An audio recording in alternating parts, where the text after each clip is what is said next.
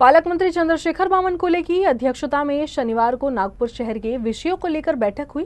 पालक मंत्री ने बताया कि शहर में सरकारी जमीनों को अतिक्रमण मुक्त किए जाने को लेकर एक मुहिम चलाई जाने वाली है, जिसके तहत पीकेवी समेत अन्य सरकारी जगहें जहां अतिक्रमण है उसे हटाया जाएगा। इसके साथ ही नागपुर जेल को स्थानांतरित किए जाने के लिए जगह निश्चित हो जाने की भी जानकारी पालक मंत्री ने दी।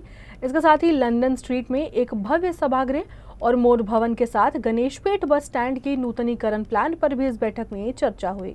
विदर्भातला नागपूरमधलं जे नुकसान झालं त्याचे पंचनामे करणे वगैरे या विषयावर बसतो आहे। नुकसान भरपाई शेतकऱ्यांसाठी जे डिमांड पाठवावी लागते गव्हर्नमेंटला, ती डिमांड आम्ही आज पाठवू। सोबतच आज सेंट्रल जेल जी आहे नागपूरची, ती आम्ही शहराच्या बाहेर नेण्यासाठी एक जागा अंतिम करतो आहे, त्याची एक बैठक आहे।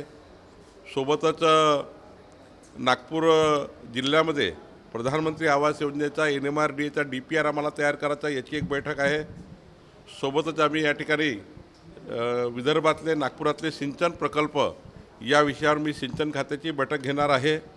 सोबतच नागपूर म्युनिसिपल कॉर्पोरेशनमध्ये जसं सुरेश भट सभागृह आहे, एक सभागृह लंडन स्ट्रीटच्या जो रस्ता आहे आमचा, त्या रस्त्यावर एक मोठं सभागृह बांधण्याची योजना आम्ही तयार केली आहे, त्याचे आज आम्ही अंतिम करतो आहे। नागपूरचं गणेशपेठ बसस्टँड आणि मोरभवन बसस्टँड यांचं नूतनीकरण करण्याचा एक मोठा प्लॅन आम्ही तयार करतो आहे।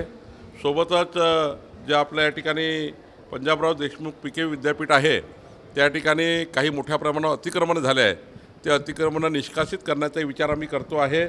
आणि पुढच्या काळामध्ये नागपूरमध्ये जेवढ्या सरकारी जागा आहे, नजूल जागा आहे, ज्यांनी अतिक्रमण केले आहे, ज्या लोकांनी सरकारी जागेवर अतिक्रमण केले, नजूलच्या जागेवर अतिक्रमण केले, त्या सर्व जागा रिक्त करण्याची मोहीम, खाली करण्याची मोहीम आम्ही करतो आहे। त्याकरता आज आम्ही योजना तयार करतो आहे।